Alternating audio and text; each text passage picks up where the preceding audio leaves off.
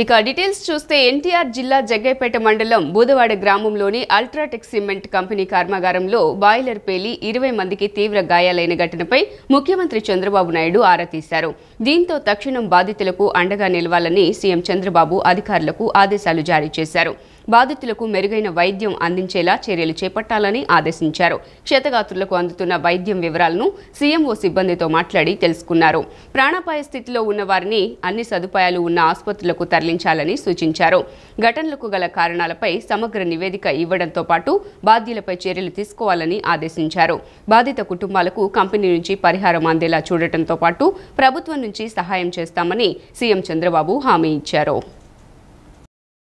రోజురోజుకి పెరుగుతున్న ఘన ద్రవ వ్యర్థాల మూలంగా గ్రామాల్లో సైతం పర్యావరణ సమస్యలు, ఆరోగ్యపరమైన ఇబ్బందులు తీవ్రమవుతాయని రాష్ట్ర ఉప ముఖ్యమంత్రి పవన్ కళ్యాణ్ అన్నారు. శాస్త్రీయ విధానంతో వ్యర్థాల నిర్వహణ చేపట్టేందుకు ప్రత్యేక కార్యక్రమాలు చేపట్టాలని నిర్ణయించారు. పిఠాపురం, భీమవరం నియోజకవర్గాల్లో గ్రామాలను స్వచ్ఛంగా ఉంచుకునేందుకు ప్రజలను చైతన్యవంతులను చేయడంతో పాటు ఇంటి నుంచి వచ్చే వ్యర్థాలను పునర్వినియోగంలోకి తీసుకువచ్చే విధానాలను వారికి తెలియచేయాలన్నారు.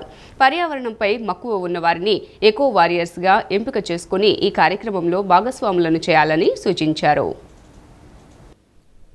రాష్ట్ర ఉప ముఖ్యమంత్రి పవన్ కళ్యాణ్ ని ఎస్ఎల్ఆర్ఎం ప్రాజెక్టు డైరెక్టర్ సి శ్రీనివాసన్ కలిసి గ్రామాల్లో వ్యర్థాల నిర్వహణ, ప్రజలకు అవగాహన కార్యక్రమాల ఏర్పాటుపై ఒక నివేదికను అందజేశారు.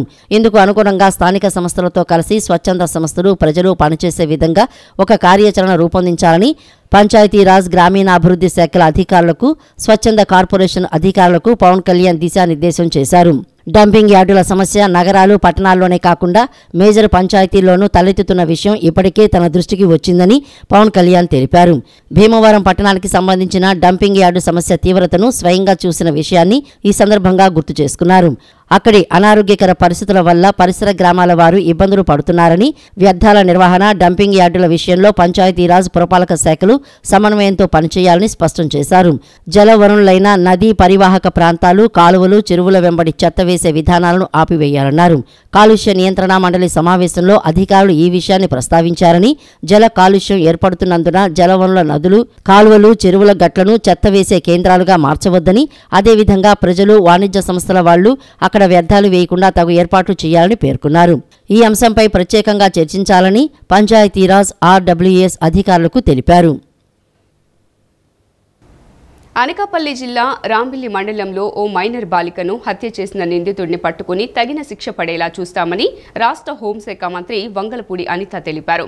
ఇంట్లో ఉన్న 9 ఏళ్ల బాలికను అదే గ్రామానికి చెందిన 26 ఏళ్ల యువకుడు దారుణంగా హత్య చేసిన సంగతి తెలిసిందే. నిందితుడు హత్య చేసిన అనంతరం పరారీలో ఉన్నాడు. నిందితుడిని వెంటనే పట్టుకోవాలని జిల్లా పోలీసులను ఆదేశించినట్లు మంత్రి అనిత తెలిపారు. సంఘటనపై CM Chandrababu Naidu, deputy CM Pawan Kalyan, మంత్రి నారా లోకేష్ తనను అడిగి వివరాలు తెలుసుకున్నట్లు ఆమె వివరించారు. బాధిత కుటుంబానికి ప్రభుత్వ పరంగా అవసరమైన సహాయాన్ని అందిస్తామని అనిత హామీ ఇచ్చారు.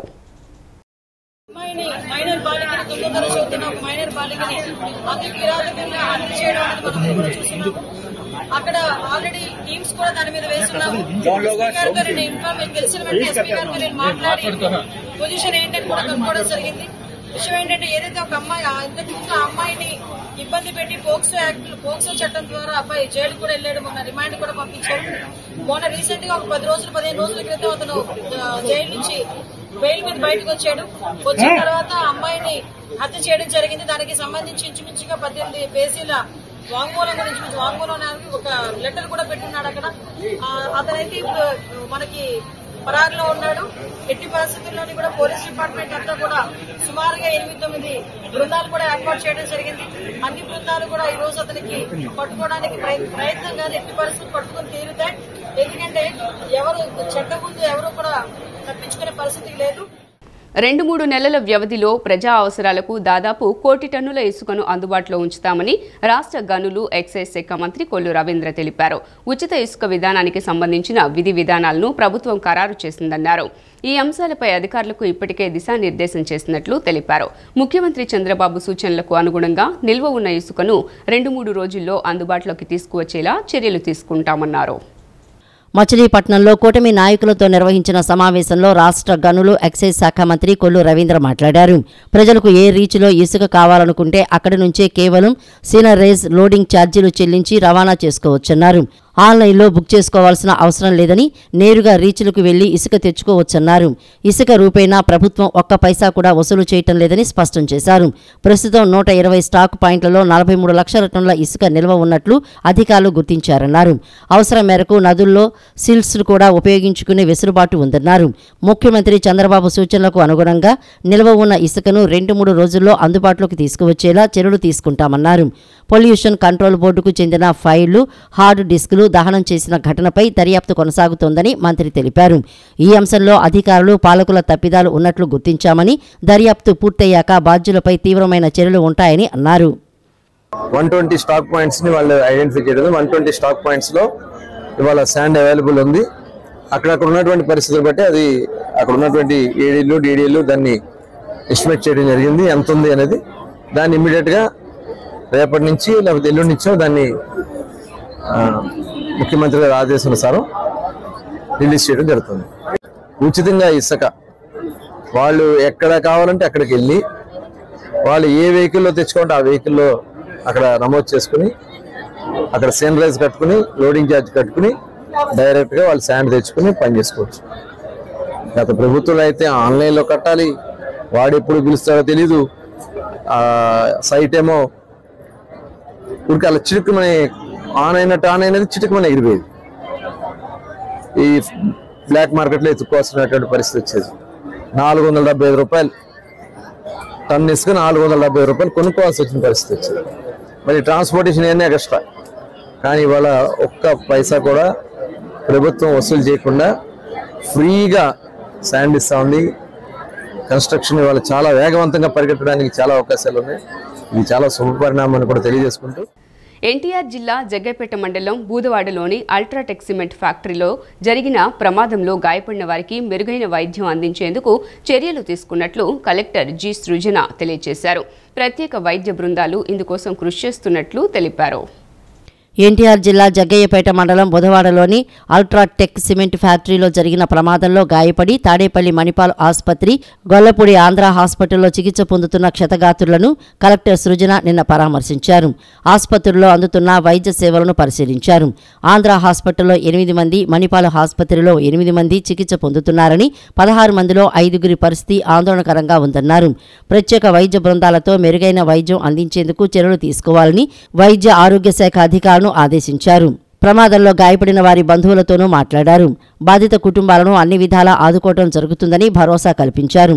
ఘటనపై పూర్తి విచారణకు ఆదేశించినట్లు తెలిపారు. నివేదికలను అనుసరించి బాధ్యులపై చట్టపర చర్యలు తీసుకోవడం జరుగుతుందన్నారు. ఆసుపత్రిలో చికిత్స పొందుతున్న వారిలో 8 మంది ఎన్టీఆర్ జిల్లాకు చెందిన వారు కాగా, పల్నాడు జిల్లాకు చెందిన వారు ఒకరు ఉన్నారని తెలిపారు.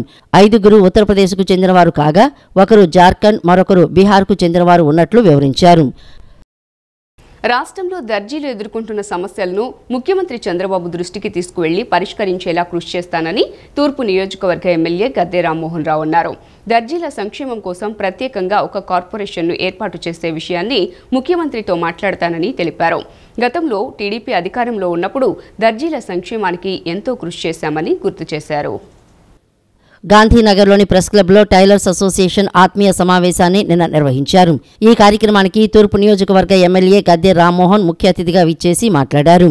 దర్జీల సంక్షేమం కోసం ప్రత్యేకంగా ఒక కార్పొరేషన్ ఏర్పాటు చేసే విషయాన్ని ముఖ్యమంత్రితో మాట్లాడతానని చెప్పారు. గతంలో తెలుగుదేశం పార్టీ అధికారంలో ఉన్నప్పుడు దర్జీల సంక్షేమానికి ఎంతో కృషి చేశామని గుర్తు చేశారు. కానీ వైఎస్ఆర్ కాంగ్రెస్ పార్టీ ప్రభుత్వం వారి సంక్షేమానికి తూట్లు పొడిచిందని విమర్శించారు. వృత్తి నైపుణ్యాలు పెంచి మెరుగైన జీవన విధానం పొందేలా టీడీపీ ప్రభుత్వం కృషి చేస్తుందని అన్నారు. వాళ్ళ యొక్క ప్రధానమైన కోరిక ఫెడరేషన్ ఇవ్వటమే కాకుండా దాన్ని సమృద్ధిగా పనిచేసే అవకాశాలు కల్పించడమే కాకుండా పేద టైలర్స్కి సహాయంగా ఉండే విధంగాను, వాళ్ళకి ఏజ్ని బట్టి వచ్చే పెన్షన్లు కూడా ఏదైతే చేతి వృత్తి పనులు వాళ్ళకి 50 సంవత్సరాలకి పెన్షన్ ఇవ్వాలని చెప్పి నారా చంద్రబాబు నాయుడు గారి ప్రభుత్వం నిర్ణయించుకుందో దాన్ని టైలర్స్ కూడా ఇంప్లిమెంట్ చేయాలని చెప్పి, అంతేకాకుండా నూతన టెక్నాలజీ, నూతన మిషనరీస్ని పరిచయం చేసే విధంగా ఎప్పటికప్పుడు వాళ్ళ స్కిల్ని, వాళ్ళలో నైపుణ్యాన్ని అభివృద్ధి పరిచే విధంగా ప్రభుత్వం సహకరించాలని, అదేవిధంగా ఈ సొసైటీలకు కానీ లేకపోతే టైలర్స్కి కానీ బ్యాంకుల ద్వారా లోన్లు ఇప్పించి దానిలో సబ్సిడీ కూడా ఉండి ఆ లోన్ల ద్వారా వాళ్ళు నైపుణ్యాన్ని వ్యాపారాన్ని కూడా పెంచుకునే విధంగా ఈ టైలర్స్ సహకరించే విధంగా ఉండాలని చెప్పి టైలర్స్ అసోసియేషన్ రాష్ట్ర అధ్యక్షుడు వాలేశ్వరరావు మాట్లాడుతూ టైలర్లకు ఏ సమస్య వచ్చినా ఎమ్మెల్యే గద్దె రామ్మోహన్ అండగా ఉంటారని అన్నారు. గత ప్రభుత్వం తమ సమస్యలను పట్టించుకోలేదని తెలిపారు. ప్రతి మనిషికి ఒక అందాలు తీర్చిదిద్దటానికి ఈ కళా నైపుణ్యం గల టైలర్స్ మాకంటే కూడా చాలా గొప్ప కళాకారులు ఉన్నారు. వాళ్ళందరినీ కూడా గుర్తించి మరి ఏదో ఒకటి ఇతర చేతి వృత్తుల వారిలాగా వాళ్ళకు కూడా సహాయ సహకారాలు అందించండి. ఇప్పుడు మిగతా వాటికి ఫెడరేషన్లు ఉన్నాయి, కార్పొరేషన్లు ఉన్నాయి.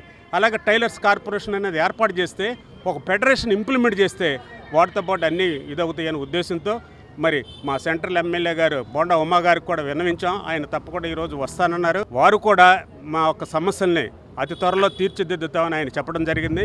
అదేవిధంగా గద్దె రామ్మోహన్ రావు గారు తూర్పు నియోజకవర్గం అయిన వారు కూడా ఇన్వైట్ చేస్తే వారు వచ్చి ఈ సభా సమావేశంలో ఎట్టి పరిస్థితుల్లో ఈ రాష్ట్రంలో ఉన్న టైలర్స్కి మేలు జరిగే విధి విధానంగా టైలర్స్ యొక్క సాధక బాధకాలు కూడా నాకు తెలుసు, నేను చేపిస్తాను.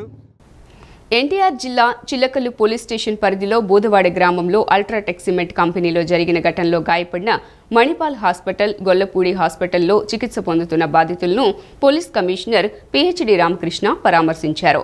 వారికి వైద్యం అందిస్తున్న డాక్టర్లతో మాట్లాడి వివరాలను తెలుసుకున్నారు.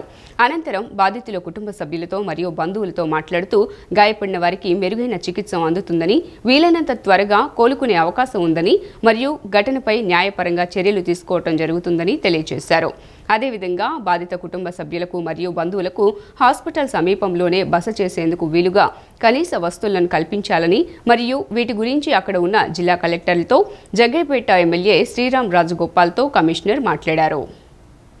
భావి భారత పౌరులైన విద్యార్థులు సమాజంలో ఉన్నత స్థాయిలో జీవించేందుకు ఆంధ్ర మోటార్ మర్చెంట్స్ అసోసియేషన్ అమ్మ అందిస్తున్న ప్రోత్సాహంతో భవిష్యత్తులో ఉన్నత శిఖరాలకు చేరాలని ఎన్టీఆర్ జిల్లా కలెక్టర్ డాక్టర్ గుమ్మళ్ల సృజన అన్నారు. దక్షిణ భారతదేశంలో రవాణా రంగానికి ఎంతో కీలకమైన ప్రాంతంగా అభివృద్ధి చెందిన విజయవాడ నగరంలో అమ్మ విద్యార్థులకు అందిస్తున్న ప్రోత్సాహం ఎంతో విలువైందన్నారు. పేద విద్యార్థులకు ఆర్థిక సహాయం అందించి ఉన్నత విద్య అందించేందుకు అందిస్తున్న సహకారం మరువలేనిదన్నారు. ఆంధ్ర మోటార్ మర్చెంట్స్ అసోసియేషన్ ఆధ్వర్యంలో మొగల్రాజపురంలోని అమ్మా కళ్యాణ మండపంలో పేద విద్యార్థులకు ఉపకార వేతనాల పంపిణీ కార్యక్రమాన్ని నిన్న నిర్వహించారు. ఈ కార్యక్రమంలో కలెక్టర్ డాక్టర్ గుమ్మళ్ల సృజన ముఖ్య అతిథిగా హాజరయ్యారు. ఈ సందర్భంగా ఆమె మాట్లాడుతూ పేద విద్యార్థులకు నాణ్యతా ప్రమాణాలతో కూడిన విద్యను అందించేందుకు ప్రభుత్వం అనేక చర్యలు తీసుకుంటోందన్నారు. దాతల భాగస్వామ్యం తోడైతే విద్యారంగాన్ని మరింత బలోపేతం చేయగలుగుతామని అన్నారు. విద్యలో ప్రతిభ ఉన్నప్పటికీ పేదరికం కారణంగా ఎంతో మంది తల్లిదండ్రులు వారి పిల్లల చదువులను మధ్యలోనే ఆపేస్తున్న కారణంగా ఉన్నత చదువులు చదవాలనే కోరిక నెరవేర్చుకోలేక పేదలుగానే మిగిలిపోతున్నారని అన్నారు. సహజంగా ఆటోమొబైల్ రంగంలో పనిచేసేవారు పేద కుటుంబాలకు చెందిన వారై ఉంటారని తెలిపారు. వారి పిల్లలకు మంచి విద్యా బోధన అందించేందుకు ఆర్థిక చేయూతను అందించాల్సిన అవసరం ఉందన్నారు.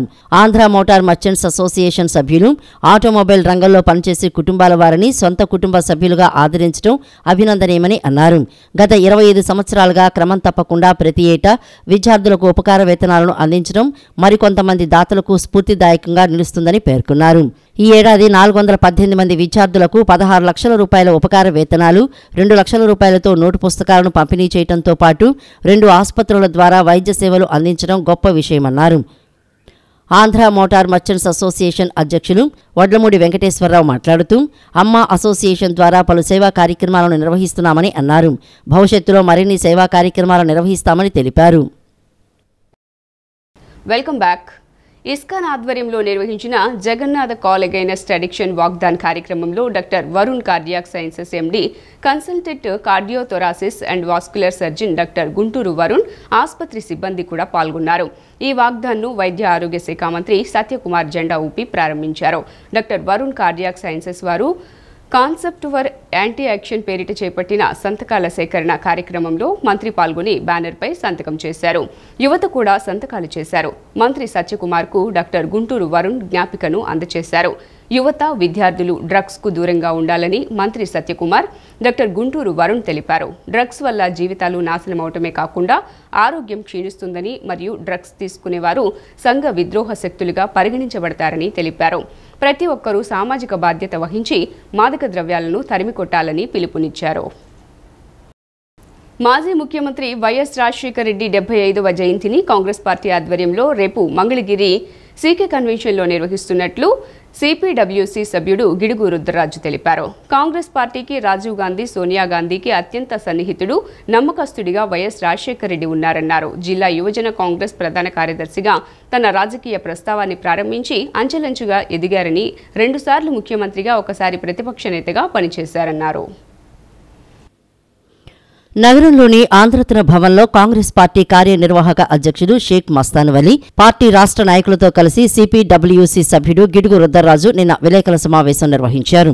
సమావేశంలో రుద్రరాజు మాట్లాడుతూ వైఎస్ రాజశేఖర రెడ్డి 75వ జయంతిని కాంగ్రెస్ పార్టీ ఆధ్వర్యంలో ఘనంగా నిర్వహిస్తున్నామని అన్నారు. వైఎస్ రాజశేఖర రెడ్డి చేసిన సుదీర్ఘ పాదయాత్ర 2004లో కాంగ్రెస్ పార్టీని అధికారంలోకి తీసుకుని వచ్చిందని అన్నారు. వివిధ పథకాలు పెట్టి రాష్ట్రాన్ని అభివృద్ధి పదంలో నడిపారని తెలిపారు. కాంగ్రెస్ పార్టీకి రాజీవ్ గాంధీ, సోనియా గాంధీ, రాహుల్ గాంధీకి లాయల్గా పనిచేస్తున్న వ్యక్తి రాజశేఖర రెడ్డి అని పేర్కొన్నారు. మంగళగిరిలోని సీకే కన్వెన్షన్లో నిర్వహిస్తున్న జయంతి కార్యక్రమానికి తెలంగాణ రాష్ట్ర ముఖ్యమంత్రి రేవంత్ రెడ్డి, ఉప ముఖ్యమంత్రి బట్టి విక్రమార్క, తెలంగాణ మంత్రులు హాజరవుతున్నారని చెప్పారు. రాజశేఖర రెడ్డి 75వ జయంతి సందర్భంగా పీసీసీ అధ్యక్షురాలు సోనియా గాంధీకి లేఖ రాశారని అన్నారు. జాతీయ కాంగ్రెస్ పార్టీ ఇచ్చిన డైరెక్షన్లోనే తెలంగాణ ముఖ్యమంత్రి రేవంత్ రెడ్డి ఏపీ ముఖ్యమంత్రి చంద్రబాబుతో చర్చించడం జరిగిందన్నారు. విభజన హామీలకు అనుగుణంగానే చర్చలు జరిగాయని తెలిపారు. దేశ రాజకీయాల్లోనే కాంగ్రెస్ పార్టీకి, గాంధీ నెహ్రూ కుటుంబానికి చాలా సన్నిహితంగా ఉండి చాలా లాయలిస్ట్గా ఉన్నటువంటి ఆంధ్రప్రదేశ్లో 2004లో తిరిగి రాష్ట్రంలో కాంగ్రెస్ పార్టీని అధికారంలోకి తీసుకురావడం కోసం ఈ రాష్ట్రంలో అనేక మంది పెద్దలు కృషి చేశారు. ప్రధానంగా వారు చేసినటువంటి బ్రహ్మాండమైనటువంటి సుదీర్ఘ పాదయాత్ర ప్రజల్లో ఒక బలమైనటువంటి పార్టీ ఎడల, పార్టీ తీసుకునేటువంటి విధానపరమైనటువంటి నిర్ణయాలు, వీటిలన్నిటి మీద కూడా మంచి ముద్ర వేసి 2004లో తిరిగి రాష్ట్రంలో కాంగ్రెస్ పార్టీ అధికారంలో రావడానికి చాలా ముఖ్య భూమికని పోషించినటువంటి రాజశేఖర రెడ్డి గారు మా అందరికీ కూడా చాలా సన్నిహితంగా పనిచేసేటువంటి అవకాశం దక్కడం మా అందరి యొక్క అదృష్టం. రాష్ట్ర వర్కింగ్ ప్రెసిడెంట్ మస్తాన్ వలీ మాట్లాడుతూ 58 లక్షల ఇందిరమ్మ ఇళ్లు కట్టించిన ఘనత రాజశేఖర రెడ్డిదే అని అన్నారు. రాయలసీమలో కక్షలు, కార్పణ్యాలు లేకుండా చేశారని, మైనారిటీలకు 5% రిజర్వేషన్ ఇచ్చారని అన్నారు. రాజశేఖర రెడ్డి ప్రజల గుండెల్లో చిరస్థాయిగా నిలిచిపోయారని పేర్కొన్నారు. దేశ స్థాయిలోనే కాంగ్రెస్ పార్టీ ద్వారాగా ఒక బలమైన ప్రజానాయకుడు.